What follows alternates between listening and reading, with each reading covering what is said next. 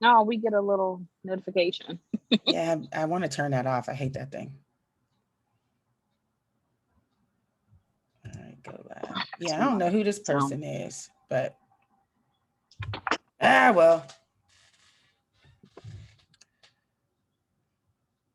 okay.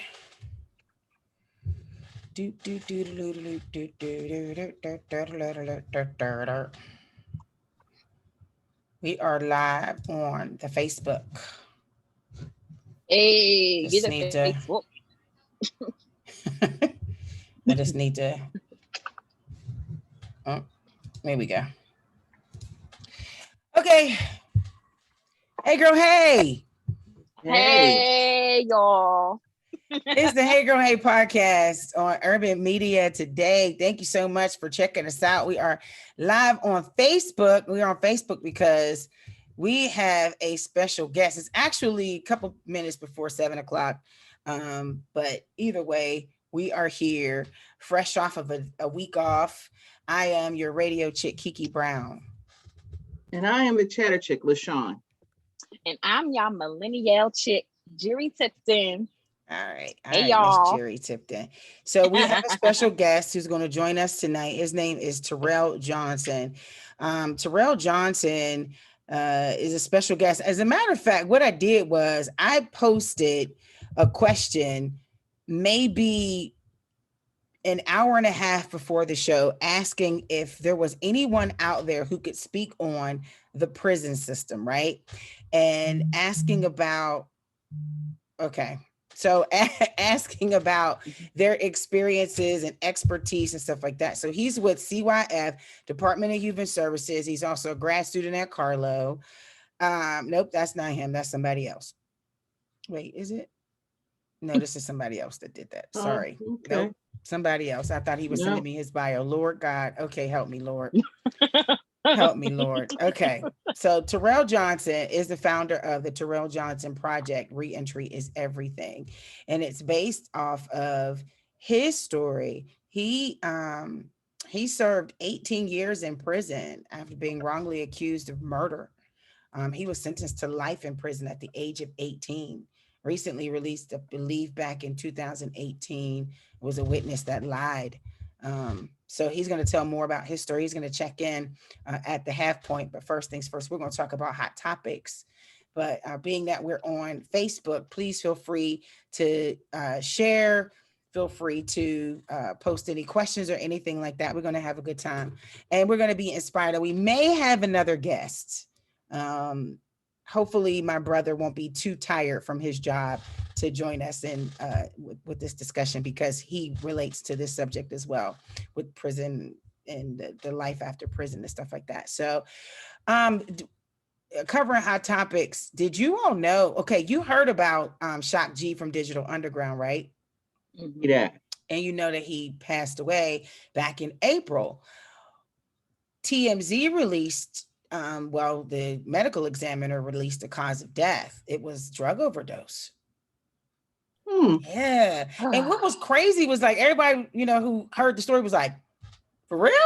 Like anybody else would be like, oh, okay. You know what I mean? Which is sad that we think that way. But he died at a Tampa hotel from a deadly mix of drugs and alcohol. This according to the medical examiner. A rep from the office tells TMZ that the Digital Underground rapper died from an accidental overdose of fentanyl, alcohol, ethanol, and methamphetamines. Wow. He was found unresponsive in his hotel room back in April. No outward signs of trauma. He was last seen the day before he died by a hotel manager. They then found him in the room on April 22nd. So he was young. He was still pretty young. He was like in his 50s, right? Yeah. Yeah. Yeah. He was a Humpty Dance dude with the nose.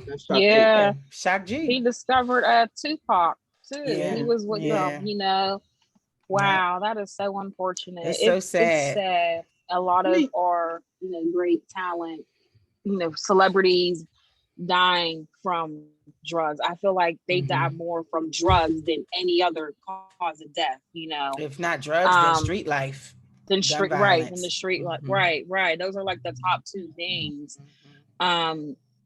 It's, I don't know, like, sometimes it makes me wonder, like, whenever you, like, if you're famous or whatever, those drugs that are being introduced to you at like a young age, or whenever you first come in, like who is doing that? You know what I'm saying? Like, knowing that with the longevity and the effect of how it's going to be down the line, like, who is doing this and why? Like, drugs are like one of the biggest problems in the world. Some drugs are cheap, I mean? and so it's easy to get.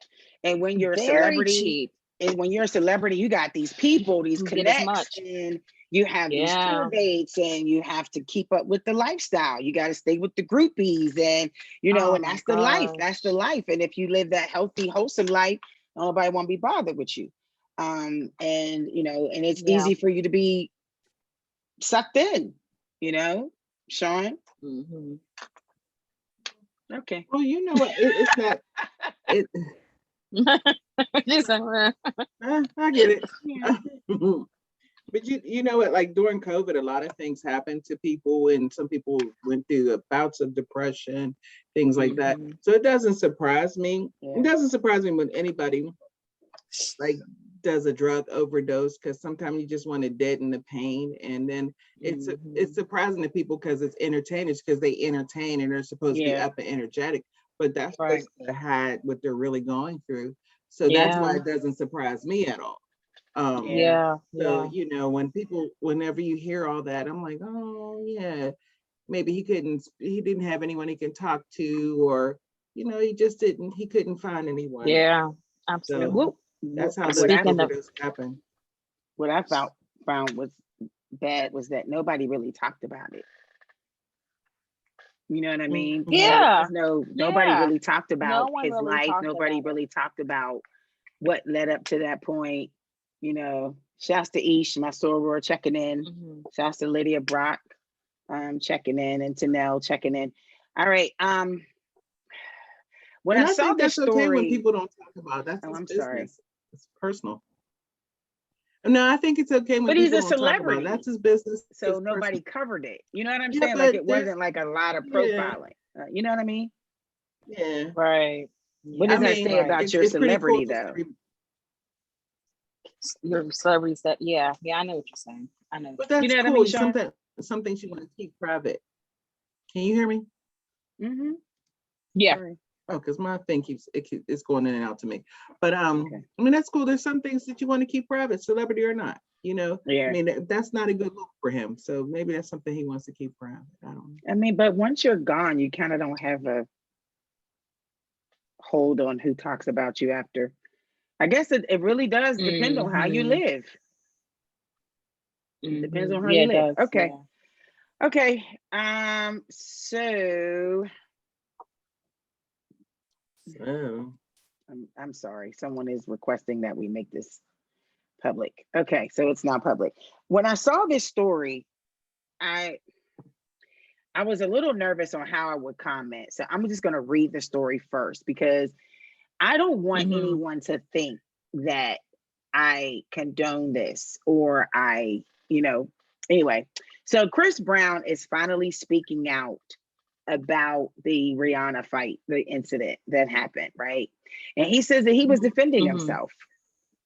He discussed the infamous fight in the Lamborghini between him and Rihanna, and he was talking to a private investigator that sat down with Vlad TV, and the investigator said that Chris was defending himself.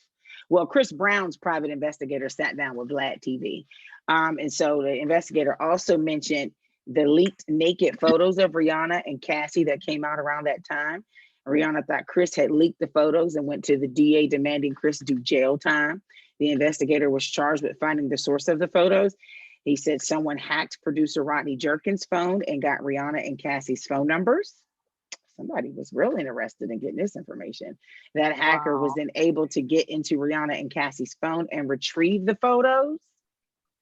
The investigator then took this information back to the DA to prove Chris was not the source of the photos. So I guess what the lead of the story was, the fight happened because Chris was defending himself. I kind of low key believe it.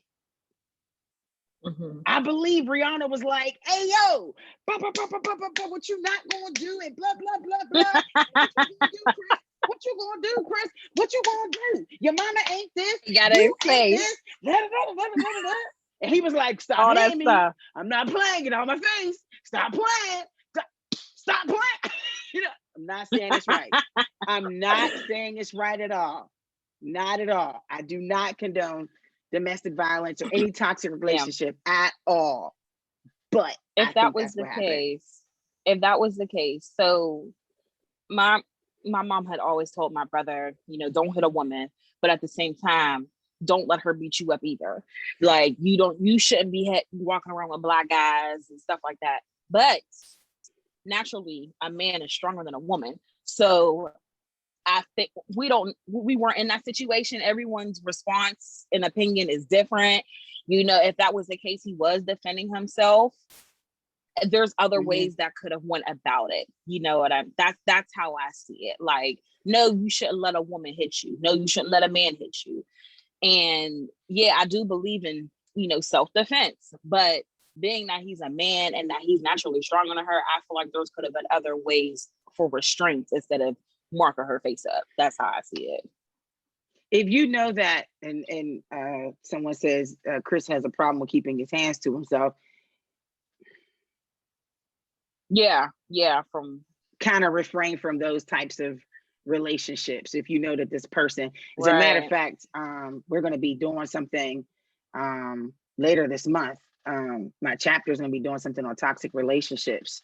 So this will definitely be a topic of discussion, particularly with our teens. So, these things ain't cute. Just, when you fight your boyfriend and stuff like that, people think that's cute or they think it's that's love. Not cute. They think it's not sexy. Cute and it's not love. It's not. I heard women say, I went up in his face and I punched him, blah, blah, blah. And I'm thinking, anybody in their right mind is not going to sit there and let you keep hitting on them. So stop. Your natural reaction when someone is beating you up is to fight back. So I'm not saying a man should hit a woman, but I'm saying a woman shouldn't hit a man too. So that's what I'm saying. True. Right. So, keep your hands to yourself. Keep your hands to yourself. You really should. You can't keep saying, I went over and I swung on him and I beat him up and I just da-da-da. No. Yeah. That reminds me of, remember, you guys know this show, Teen Mom, and they had brought this up. So the one couple that was on there, the girl, she was like very abusive, like verbally and emotionally. And the guy was like, he was a bigger dude, taller. And she was little, like in height or whatever. But she was the aggressor. So she would always like talk really reckless and bad to him. And the one episode on the show, she was hitting him in his shoulder, like his back when he turned his back, hit him in the face, you know what I mean? And the producers didn't do anything. So they had got in trouble about it. But after that episode, anytime the couple was about to fight, they broke it up, and they would put like a disclaimer in the beginning of the show saying we do not promote, this type of behavior. They had to come out with a statement basically. But women are just as bad because they feel like because they're women, he's not gonna hit me. You know what I'm saying? I'm a woman, you know what I mean? But just like how you said, it's just as bad. And I feel like sometimes women take advantage of that because they're women, you know what I mean? And if you're a really nice guy too, like how the guy was on the show that I was talking about, they'll do it, so that's not cool. That's not cool. Yeah, being a bully like that, that's not good. Yeah. We all have our limits. And I know if somebody's pounding on me and hitting me, I'm done. I'm done. So yeah. Well, I will be going to prison. So I just want y'all to know where I'ma be. I'm just letting it be known. Yeah. And orange is not my color, nor is cranberry. No, it isn't. It's not my color at all. I don't like them gray sweatsuits and them little ugly flip-flops. So numbers in the front and the back. Yeah. If it ain't my driver's license number, my social security number, and my phone number, don't put that across right here. That I don't want to. I'll never forget. I may have shared this with you, but there was one time I this was early in my relationship, and I was mad at Fred, and I smacked him. And he looked at me, and the look that he gave, I was like, oh, he's grown. Okay. Let me just back out gracefully. Like, my bad. I'm sorry. He was like, are you out of your damn mind? He looked at you like, but he's 6'2", and he's a big dude, and he's like, hey, look, he didn't even have to do nothing. He's what? Fred ain't 6'2". Anyway, Muffy says, shouts to Muffy Mendoza who's checking in. I ain't messing with her. Hey, This is Muffy. tough, especially for parents of boys. You don't want to encourage them to hit girls, but you also don't want to send the message that it's okay for them to be abused. right. It's a tough balance. It really is, because you know, as a mother to a son, my advice to my son was, don't hit girls, but don't let them hit you. Right. I mean, he has to protect himself as well. Absolutely. What if she He's pull a not a weapon punching out? bag. You know He's what I not a mean? punching Like, bag. he's not. Yeah, absolutely. Yeah, Like, 'cause we always she say, could really intend harm. You know, someone doing that harm to you. You know, physically. You know, you have every right to protect yourself. Every because we right. always say, if you can't dish it, you know, if you can't dish it out, if you can't take it, don't dish it out. So if you cannot take the beating, don't give one. Right. No. And you know, that's all I'm saying. Stay cool. We got another one. My phone is acting up. I'm sorry if I'm out of it and all over the place. I'm trying to stay on task. Boosie Badass is back in the news. I don't know what we're doing with this guy, but I only added him because who's that? Boosie Badass. This is little Boosie. Boy, what did he say? He said so much. Where's he from? Northside? Past few years. Huh? He from the north side? No, he's a rapper. What? Oh. Okay. So he said he discussed different ways that Black men and women date white people. Why are we talking about this? Because it's funny. A white man, you see him in the airport, he got the baddest Black B you see in 3 years, he jokes. But the Black dude got a white girl who looked like MF and Miss Piggie. I don't understand that ish. I swear to G, if we gon' ish with the white girls, we gotta do better. You sound like you were struggling. You said, because I'm trying. You know, I represent many things, and I'm just trying real hard not to. He also discussed colorism, touching on Sammy Sosa and Serena Williams bleaching their skin. I posted Serena like, bruh, Serena, we need you right now. We need your face to be Black. We need your face to be Black, like for real. Did she bleach her skin? Or did they just whenever they do pictures of her, do they just touch up the color? I don't know. I don't know. You know that makeup sometimes. I don't think that the white women look like Miss Piggie, but I will tell you that some of these celebrities that date these women, all the women look the same. Absolutely. They all get the same all face, look the same body. They all got the same lace front. They got the same hair. Booty. They got the same snatch waist. They got the same eyebrows. They got the same pouty lip. They're the same size, same boob size, same booty size. They all look the same. That's why they all look the same. That's why I respect celebrities who date the women who they were with before the fame, the natural Samuel L. Jackson, Kendrick Lamar, Denzel Washington, LeBron James. You know what I mean? Like beautiful, natural Black women. You know what I'm saying? Not the, you know, Instagram model video type females. You know, like that's a different type of pretty. You know what I mean? But nothing can compare to a natural beauty. You know, face and all. Like, I mean, like who you like, but change it up a little bit. That's all I'm saying. So, all right. So we do have a guest. We're going to take a quick break. He has to check in. So hopefully Terrell Johnson will check in with us Hopefully he's not the person that's been trying to get in under a different name and I blocked him. So Probably him. no, because my page got hacked before. I had a birthday party. I had a virtual birthday party, and I had been sipping. And We Craig, weren't I had invited. Yes, you were. I had invited Craig Melvin from the Today Show, and Craig Melvin via Twitter. And Craig Melvin was like, "Sure, send me the link." And my dumb behind sent it publicly. Somebody logged on and drew a big penis on the screen. Okay. I don't know what they gained. I don't know what they gained from that, but it was trolling. I guess so. So we're going to take a quick break, and then we're going to get into our next subject, our next topic. So be right back. It's the Hey Girl Hey podcast, the Urban Media Today.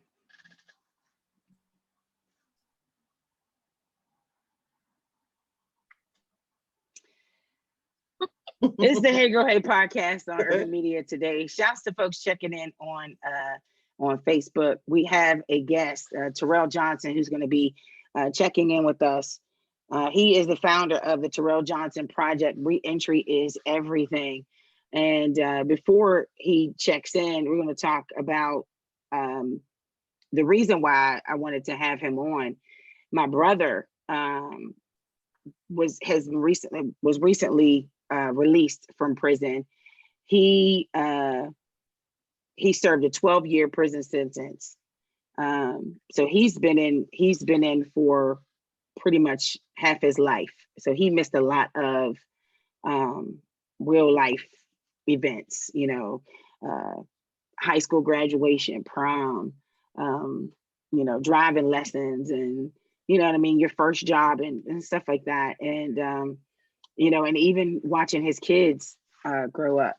And so not only does it take a toll on the inmate, the person who's actually serving time, but it takes a toll on the family. When they're incarcerated, we're incarcerated. I don't know if you all have family members or people that who are incarcerated, and just what you go through. I mean, the phone calls, the money, put money on the books, the letters. They need you to send them letters. They need you to send money. It's a totally different world for people who are incarcerated. And it's not something that I could even imagine. I can't imagine. And so for my brother to have served 12 years, when he got out, he was 18 at the time. So he's 18 when he gets out. You know what I'm saying? Because your age, you can't, there's no growth there. Yeah. Right. So if you can imagine what the world is like when you come out, it's overwhelming. There's social media, there's smartphones, there's Fire Stick, there's Indeed, there's Instagram, there's Twitter, there's Facebook. There's so much that happens that you don't have access to. You don't see it, and it's now there. And then you haven't been with anybody. The dating scene is different, and so it's overwhelming. When he got out, I saw the fear on his face, and immediately I wanted to just hold him and tell him that everything was going to be okay. But I don't know, because he now has to live a life as a felon. If you are a Black man in America, that's one. But to be a Black man in America that is also a felon, that's another. And you are set up to fail. It does not help you. The prison system tells the inmates to find their parole officer if they're let go, but they're on probation or on parole, instead of telling them to go find a counselor. Because mentally, there's damage up there. Yep. They don't care. Yeah. They don't care. They kind of feel like it's not their role to teach them. I mean, they have these homes and stuff that they can go into after they leave the prison. Right. But those are just inundated with other prisoners, so there's not enough of those. And it's just sad. They were doing a study like from high school, the pipeline, and it's from like high school to prison, for Prison to Black pipeline. Yeah. So it's just like, what is out there for them? And so much do change. I think the one thing, they're starting to update things in prison, because I think they can get emails now. How Yes. Yeah, far they can back go is on that? computers and stuff. They and have they can go on, How far back is that though? iPads. Email? Yeah. Yeah. So they have like it's kind of tablets one or of those. something. I've seen Tablets. They have tablets. tablets. Yeah. Yeah. So the Go on train of there. thought is like, you did the time, and so you don't deserve these luxuries. But how many Black Right. men are in jail for crimes they didn't Crimes they commit? didn't commit. And they have to deal with that, and so it's pretty sad. It's sad though. All right. Yeah. So Terrell spent 18 years in prison, being accused of murder. Wow. It was I guess the witness lied because she was trying to get herself out of trouble. And he served 18 years, and he fought his case ever since. So he was released, I want to say in 2018. He was originally sentenced to life without parole. Wow. Life without parole. Lack of evidence. There were two other people on his case, or was involved in his case, that I think like they got like lesser sentences, like 5 years, 10 years there, but he got sentenced to life without parole. And I just couldn't imagine. And there was a program that had helped him get out, but it also caused him to start the Terrell Johnson Project. ReEntry Is Everything. So I don't know where Terrell is. Where is he? I've been hitting him up. I don't know who this person is. This is kind of embarrassing on my end, but I don't know who the person is that's in their waiting room, and I don't want to let them in because I don't know if it's him or not. Tell them to identify themselves. Like, who are you? Who sent you? I don't know if you can. I don't know if you can. Maybe it is him. Then there'll be a penis flying across the screen. Do you have a person in prison? Like, have you had to deal with that? Oh yeah. Jerry, LaShawn. Oh Lord, girl. Yes, I have, and it was crazy. Like, he was in jail for 6 months, and like you said, when they're in jail, you are too.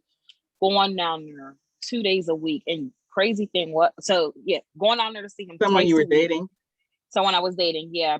This was back in 2018, and it was just mentally and emotionally exhausting. I mean, they want to talk on the phone all day. The phone calls are $5 per call, so putting money on the phone, putting money on the books. Oh yeah, $5 per 15 minutes. I calculated, and to be honest with you, he was the reason I got a second job, because I couldn't afford everything with one job. You know what I'm saying? I just got my new car, so I'm paying a higher car note on top of it. So I'm like, I need extra income. I can't afford this, So I was doing that for 6 months. And even when he got out of jail, he kind of got a job right away. So there was this program, I helped him make an Indeed account, was in his Indeed account, helping him find jobs for felons. And he got a job, but they were only paying him minimum wage, and he wasn't getting, a lot of hours. So I was still helping him out with money, after too. So the after part, effect of being in jail is just as bad, because they either don't have a job, trying to find a job, can't get one, get a job, and they're not getting paid enough. So that's helping them get on their feet is a process. So it's a lot. It is a lot. I've been through that, and it was a lot. It was. Yeah. I mean, I haven't dated anyone that was in jail, but I remember my brother, he went to jail for something he didn't do. And trying to get that case thrown out was unbelievable. Yeah. To get the case thrown out? Yeah, it was and then they got these like pretty jacked up DAs who keeps telling people, take a plea. That's all they do. They come inside of those, you know, what is it? The court appointed ones that they have when you get there. Their famous words for everybody is take a plea, because they don't want to fight it. They're like, Yeah, okay, take a plea. Yeah. Take a plea. You know, you did it. Just tell them. My brother was like, no, I'm not. I'm not taking a plea. And then you get some people that will call you these bonds person, and they'll be like, oh yeah, if you get me, I can get them out on this. If you give me this money, they're like, you know, shysters on every level. And so it's just, you know, it's politics all day long. Yeah. But I've never dated anyone in jail. I mean, I'm not you know, not good with putting stuff on books though. Yeah. So and then that whole thing, you calling and, you know, I'm not built for it, but there's people who are. I'm not built for there's it. people like that. that's who they date. Yeah, I believe that Terrell is here. Terrell? Hi. So you he got his name me. on his shirt and everything. Let me just like tell that's you Terrell. scared me. Terrell Johnson. The different name, you scared me because I've been victimized on Zoom before. So I was scared. Yes.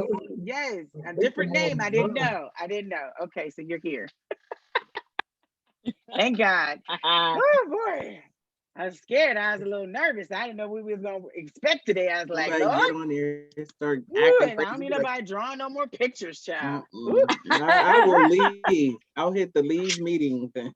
Yes, all right, time to go. Terrell Johnson, thank you so much for being on the show. Thank you. Welcome. All right, so you have a full 30 with us. So why don't you tell us about yourself and then tell us about the Terrell Johnson Project and ReEntry Is Everything. Tell us about it. I don't know how to do public speaking. Let's pretend this is your YouTube channel. Pretend us. this is your YouTube channel.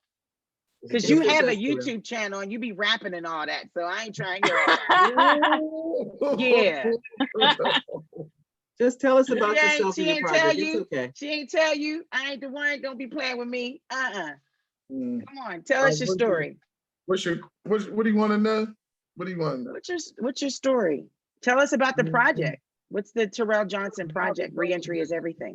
It's everything. It's just my effort. Like I know a lot of people, they do the work on the front end. They say, all right, let's catch them before they go to jail. But people are grown. They're going to make choices.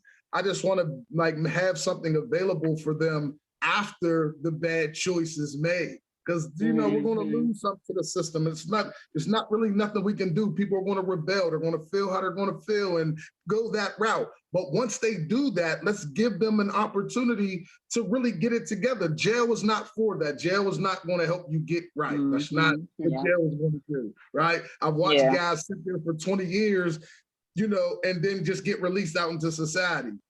Not equipped with any tools, but that's not what jail was there for. It's really not that. They'll tell you that about rehabilitation, but it's not that. No.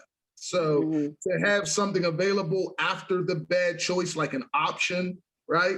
That's what the Terrell Johnson Project wants to create. You know, it's a resource center with everything in it. I don't care if you are, you know, a sex offender. We're not going to discriminate. You need help. Like something's wrong. Like something's wrong. You need help, right? If you are a drug dealer, like there aren't any programs for ex-drug dealers, a place where you can go and talk about my addiction. Like I'm an ex-drug dealer, so I know what the life consists of, right? So like that. I don't know.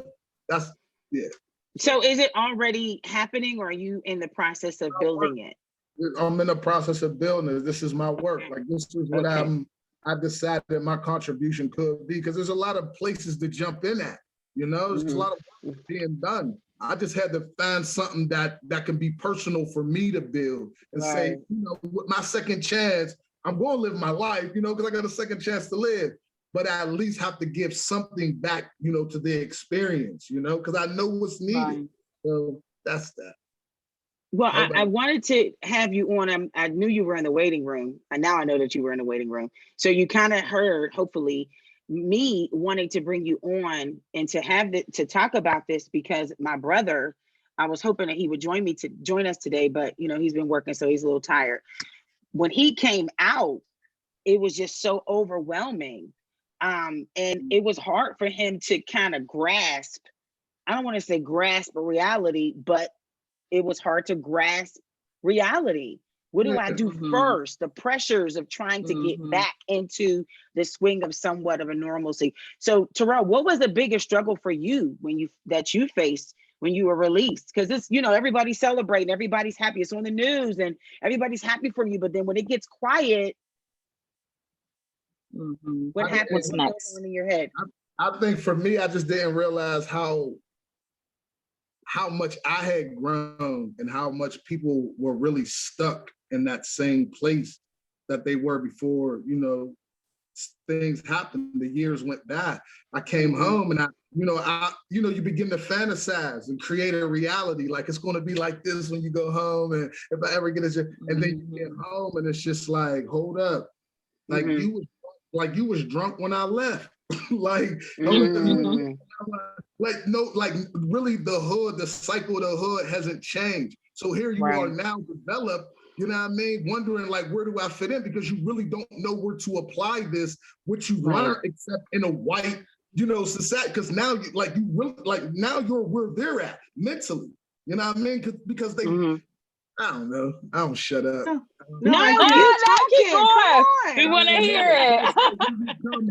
When you come home, you're not in the same space. You don't fit. Yeah. What we do, what ultimately happens for most of us, we end up trying to force. You know what I mean? So we meet these new people and we make them pay for stuff that they don't even know you. Like, they don't even know you. Like, they have no concept of what your reality is. You were just in jail for, 10 years, 5 years, whatever it was. You weren't really here, right? So trying to help people understand, I don't know. We're somewhere else when mentally and emotionally. Challenges that I face, people think that I'm cold, and I'm saying it's not that I'm cold. I haven't developed in the same space as you. I don't know what that is. Like, I don't know what your birthday is to you. I'm not tapped into that. You know what I mean? So forgive me. I like ice cream and cake. Like, I do. I like ice cream and cake, but the emotional side, I've had to bury that for so long. Like, those are not relevant feelings. So to be back out in society, it's just like, what do I do? Like, how do we adjust? I don't know. I don't think there is an adjustment. I don't think we can get back to a space where it feels normal. You know, like, you can't tell a rape victim ever. Tell a rape victim that one day, tell a rape victim one day that, it'll feel normal. You know what I mean? The things that happen to your body, it'll one day feel normal, and you'll live a normal life. It's not realistic. Like, that's not, but it's not for you to carry it in your every day. Like, every guy that you meet, like, hey, I've been raped before. Like, no, it's not that. It's just like, you have to learn how to manage. Like, we have to, I've encountered guys who are alcoholics. I've encountered guys, nobody's gone back to jail. They're just trying to cope. Like, So, do you have meetings with former inmates? Like, do you meet with them, just kind of connect with them? Yeah, and that's how I know the things that I do know. We've tried to stay in contact with each other, but I've watched the decline of each. I've watched a couple pass away. None of them, only one of them that I've done a lot of time with went back to prison. No, 2 guys went back to prison. One down in county jail, one actually went back, upstate. And, for the most part, man, we're just non-existent out here, Like, for a long time, I just watched all of the uprisings, the groups and the people who were, injustices. And they would call me and ask me to speak. And I'd be like, I'm not the guy for you. Like, that's not, because you're fighting it from your angle. Like, that's how you see it. And I'm saying, them whiteys are right where, like, you're doing exactly what they set out to do. Like, you're not going to change that. What you need to do is figure out how to manage your space, because you're not changing what them white folks did. They fought to be in that position. They gave it all, like on the battlefield. They fought to be in that position. They're not giving it up. Like, why would they?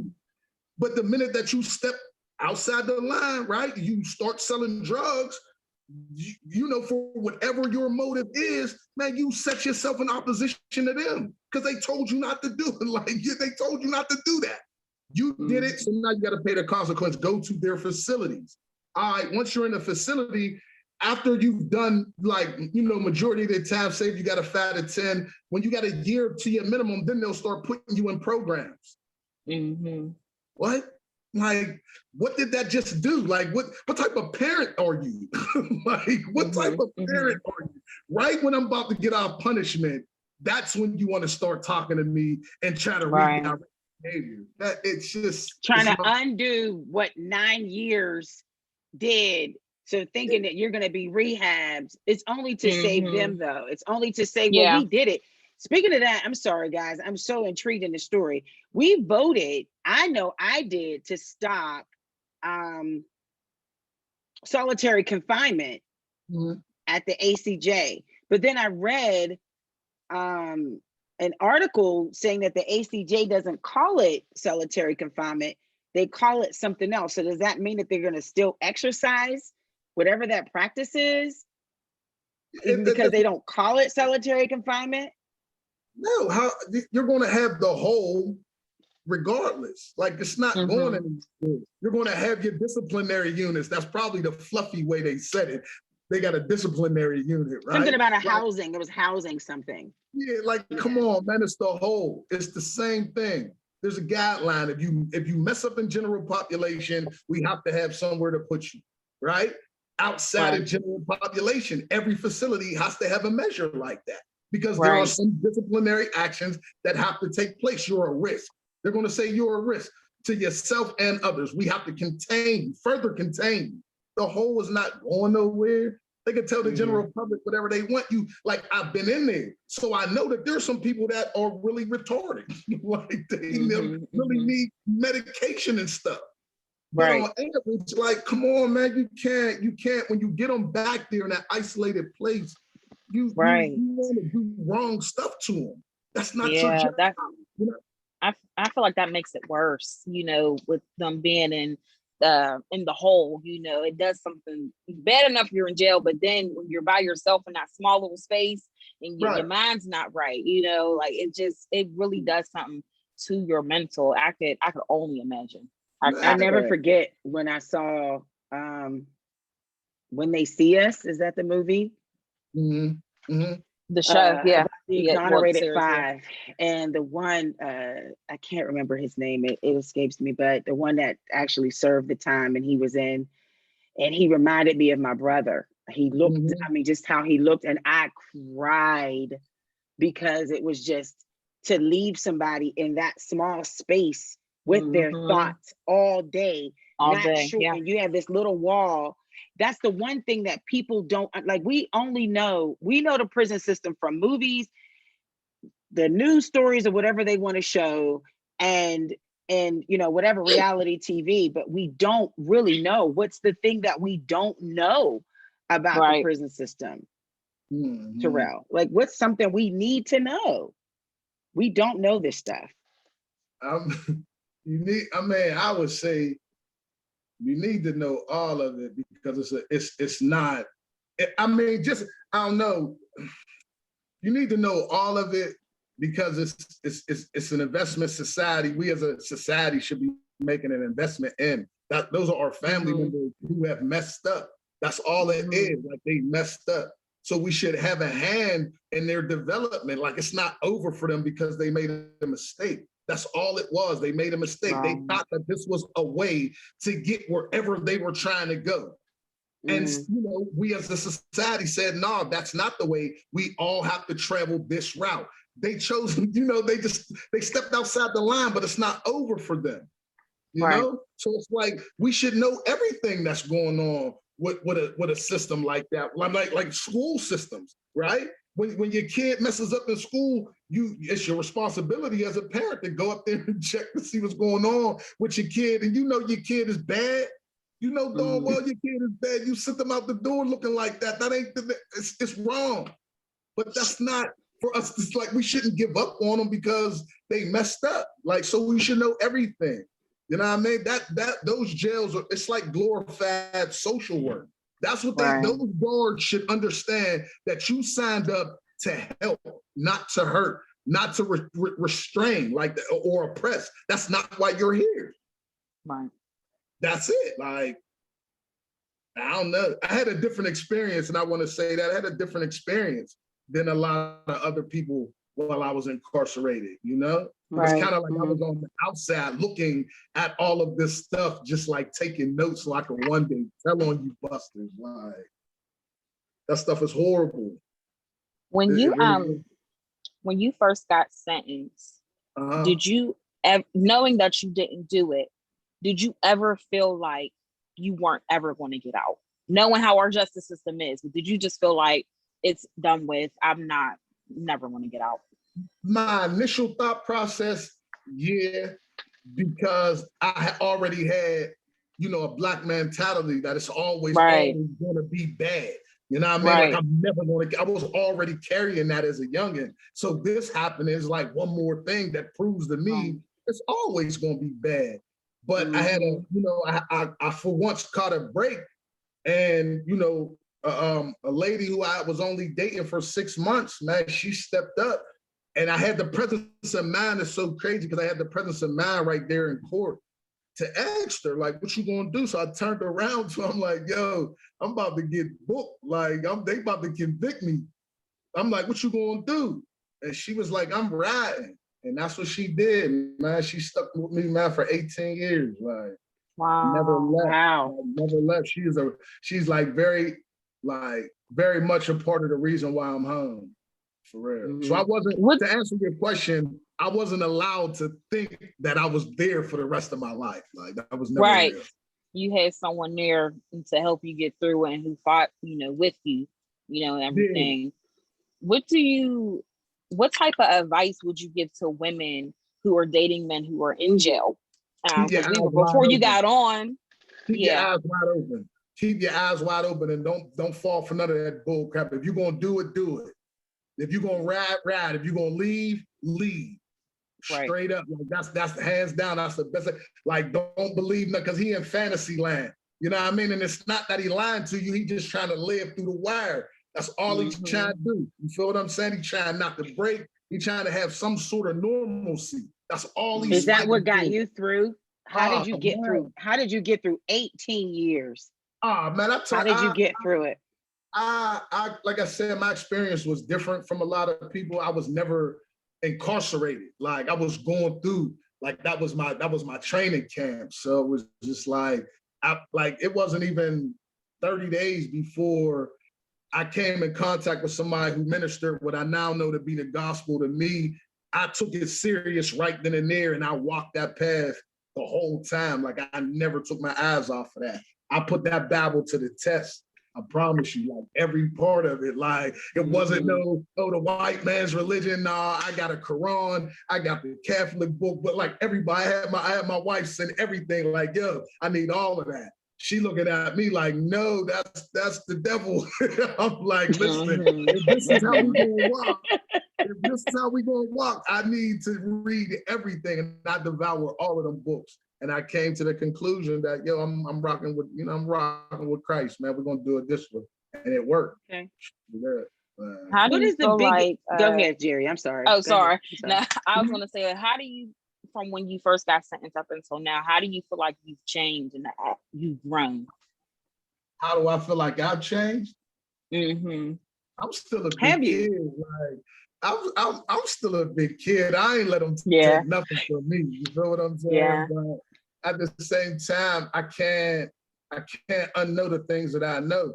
You know, no matter how much I try to bury it or try to deal with it, like, I've seen too much. I know too much, from the streets to corporate America to them prisons to relationships. Like, I know too much, man, and it's just like, it hurts at times because I want us to get it. You know what I mean? Yeah. Like, I want us to get it, man. You know, but I don't want us to have to go through what I went through to get it. For real, for real. You know, like, it sounds to me as if like your faith was a big part of you not living in the walls of prison. Like your faith, it sounds like to me that it kept you, like there's some people that are in prison by their mind and by their thinking. And it just seems like yours just was not an imprisonment. Like you thought beyond that. Yeah, because it's like, that's how they would have got me. You know what I mean? Like there was times, no lie, there was times where I was reading my paperwork so much that I start questioning like, did I black out?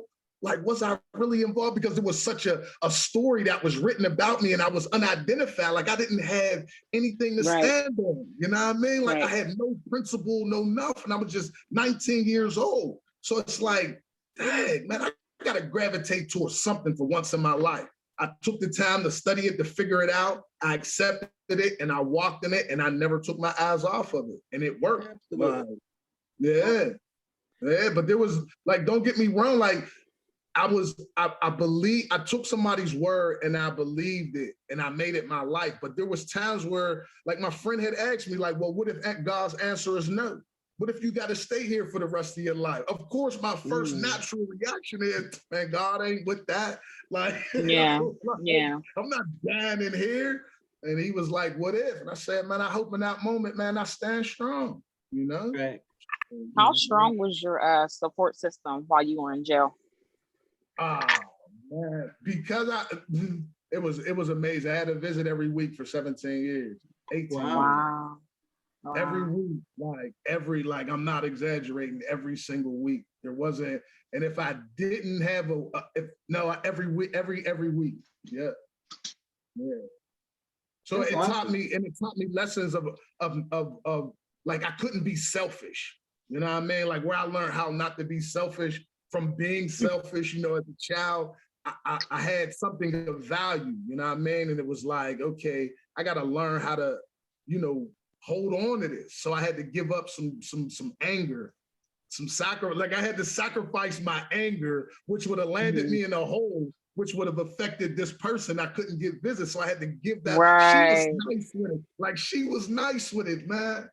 Yeah, I owe her. That was crazy. Yeah, but that's awesome. Yeah. Terrell, what is the biggest mistake that former inmates make once they're out? I mean, the easy response would be getting back into the streets, but what's the biggest mistake? That's not even a mistake. That's stuff that's still in their heart. They never let that go. But the biggest mistake, true. Yeah, they never let that go. Jail didn't rehabilitate them. Jail doesn't rehabilitate. Huh? That's not the job of the system to rehabilitate. They need to stop that. They need to stop that calling it the criminal justice system too. I don't even know what that term means. It's just the dumbest stuff I ever heard in my life. Criminal justice. There ain't no justice for criminals. Stop playing, man. What y'all really fighting for? But that's on the side note. That's on the side. That's on the side note. But the biggest mistake, man, I got two good ones. Ones. Thinking that having sex that first time is going to wipe all of everything you just went through away. That's a misnomer. Can you say that again, please? That's the truth. That's true. Can you say that again, please?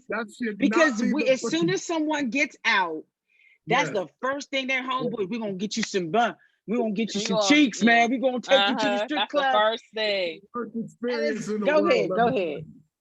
Let me tell you, that's the dumbest. Like I tell anybody, don't do that, bro. Wait, just wait. Light you some candles, take you a bubble bath. It'll be like, chill. You know what I mean? Because it's going to come. You fresh out, you fresh meat. So, the second thing I would say, man, is not just taking the time to breathe. You know, and taking it all in. You know, that was a mistake that I made. You know, there was a lot of cameras, there was a lot going on at the time, and I didn't have the presence of mind to just step away or take my wife and say, you know what I mean, let's go for a walk, just me and you. Like, I didn't have that. I just got caught up. She got caught up, and you know how that situation ended. Yeah. Speaking of that, why do you feel like past inmates who were in jail and go right back in, because I've had family members who got out of jail and will go right back within a couple months, you know, or in a couple weeks rather. Why do you feel like it's so hard for people like that to stay out of prison? I would say mostly because their mindset hasn't been challenged. Jail doesn't, especially after you've done it once or twice, you see what's available to you there, you know? It's just like some guys, man, they develop a mentality like, you know, I'm better off in jail anyway. You know, right. And they thrive better inside of that structure. They want structure. All people want structure. It's just we rebel against certain structure, especially when we start identifying it as the white folks. You know what I mean? That just gave us something to rebel against. Take that away from it. You know what I mean? Strip that away. Stop being able to use the white man and say, well, what about your family that you affected by that choice that you're making? Take the white man out of it. You know what I mean? Even if you want to say he put the drugs and the guns and all that in the community, there's a whole pile of it right there. If you go pick it up, you're not going to affect that white man. You're going to benefit him. The people you're going to affect are sitting right here. Sitting right here. Do you really want to put that gun in your nephew's hand? Because without you being here, that's the route he's going to take. Like, break all of that down and then give him a choice. But we don't have a choice. We don't believe that we have a choice. So for us, going back and forth to jail was just like, first thing you get from your man is a package, an option to get a package, an option. Your man's first thing he want to do is get you some clothes, some coochie, and a package. That's it. That's my love. That's how we know how to show love when our mans come out of jail. We don't give him opportunity to work at a barbershop or own a barbershop. You know what I mean? Like we don't have that resource waiting for him. We give him what we have, which is this package. Like that's what we got. That's our love. It's nonsense. It's nonsense. But what if that same person came out and he had the package, because he's always going to have that as an option, right? But what if he had 3, 4, 5, 6 other options? Like, what if, you know what I mean? So that's why guys go back to jail, because that wraparound, it's like the parole man is not going to keep you out of jail. Right. Jail's not going to keep you out of jail. Like probation, parole, that's not going to keep you out of jail. That's not it. Like, I know dudes who are literally in there throwing dookie and piss on guards, and they have dates. Like, they're going to get released out into society. What chance do they have? Like, like they're doing it because they know that they're not going to survive. Right. Yeah, that's a hell of a way to think. You know what I'm saying? Like, dang, that's a hell of a way to think. I'm not going to survive if I get out, so I'm gonna just stay in here. Right. It was like that. You know, I watch little movies, and you know, Shawshank Redemption, right? Yeah. And it was Brooks, and Brooks came out, and they found them jobs, and Brooks was working at a grocery store, and he was like, "I gotta go. I'm getting ready to go to the bathroom." The guy said, "You don't have to tell me that you're getting ready to go to the bathroom. He said, just go." Right. Because he was so used to structure and people watching him and doing stuff. So he ended up killing himself. And then Brooks didn't kill himself. The other dude killed himself before. I've never seen this movie. Thank you. You got to see Shawshank. What? I ain't gonna watch it now because it's a good one. They would kill. The thing is, they would kill themselves afterwards because they didn't. They were still in jail. Like in their mind, either killing themselves or going back to jail was better than being out because they didn't know freedom. If you go to, I've been going around with like friends and family members. I just visited a family member in Harrisburg who was locked up. He's living in a motel / project complex. It's the craziest thing I've ever seen in my life. Drove up there. I went to go stay. I was going to stay in his hotel room with him, right? I went in and I looked around, and immediately I realized that this was a prison cell. I'm sitting there, he got the hot plate, he got it all set up like it's a cell, cleaning products, everything. I'm like, yo, cuz, what's up, it just breaks man? my heart. Like, and he's not even conscious, like he's moving. He's just moving. Me, I'm laid back. Because I know what I'm looking at. I'm in it. Like if you look at my environment right now, I spend countless hours right here. This is my comfort zone. My car, my comfort zone. Anything that's outside of my control, I want no part of it at all. Relationships, anything. That's all an effect of what we've went through. But the average person would never know that my cousin is retarded. Like he's up there and he's retarded. And I'm looking at him, I'm like, yo, but he's coping. Like this is him cope. But meanwhile, that's I'm down reality. in Pittsburgh. That's his reality. Yes. So that's we got to wrap up. There's so much more. I want to definitely come back to this next week. Because I want to there's so much, we don't talk about the prison system enough until it starts to affect our money. Right? When they raise the taxes and say, well, it's because you got to pay for the prisons. Well, why we got to do that?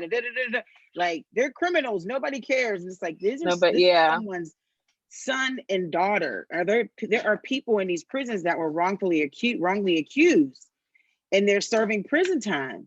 And so we need to talk about this. We need to talk about this. So Terrell, I thank you so much for spending time with us. Absolutely. And tell us how we can, this is a platform. How can we support the Terrell Johnson Project? ReEntry Is Everything. What do we need to do? I know you have a YouTube channel. Go ahead and promote everything that you're working on. If you want to get a t-shirt, it's $20. If you want to just donate. Like it's all going to add up. That's how. Is it on your Facebook? You have a website? Facebook. I got a fundraiser on my Facebook page. It'll take you right to it. And but are you doing like public speaking to any groups, or would you like to? No, I gotta show you my equipment. I got some. I just got this. I got some. You got a podcast, right? You're doing a podcast. I got DJ equipment and stuff. And I'm gonna start throwing events, like hosting my own events outside, bringing speakers, all of that through the Terrell Johnson Project. It's gonna be crazy. I'm telling you. Like, people will be blessed by it. Wow, that's great. Well, Terrell, I don't know. I'm sorry, Sean. Go ahead. No, well, Terrell, I was just going to say, I definitely see your platform. I definitely see the importance of you speaking to a group of people, because a lot of people don't know this. So, I mean, I would like to pour into your vision, because I see it. Mm-hmm. So, but I see that a lot of people could be blessed by this, by hearing what you have to say. So to me, it sounds like a bigger platform with a lot of people who are still in the prison of their mind, and they're going to be learning from you how to escape that prison. Yep. Taking them on a whole ride. Taking them all with me. You get it. Absolutely. You get it. You broke it all the way down. Like, that's a, come on, man. So, Real, I don't know if you remember a while ago, we had talked on the phone, because I know your son, Chase. That's why I kept on looking at you just now. I'm like, hold on, man. How you doing? I know I wasn't. Are you still in Hazelwood? Nah, I'm in up in West Mifflin. Oh, you're in West Mifflin. Okay. Yeah. I'm like 5 minutes away from each other. Yeah, it's still not that far. Same part. But we gotta have you back. Back. Because we want to know we want to follow up with you about the Terrell Johnson Project and just keep up with you. So we'll have his Facebook page linked to this video and also to the streaming app. So thank you so much, Terrell. I appreciate you. We appreciate you. Absolutely, definitely.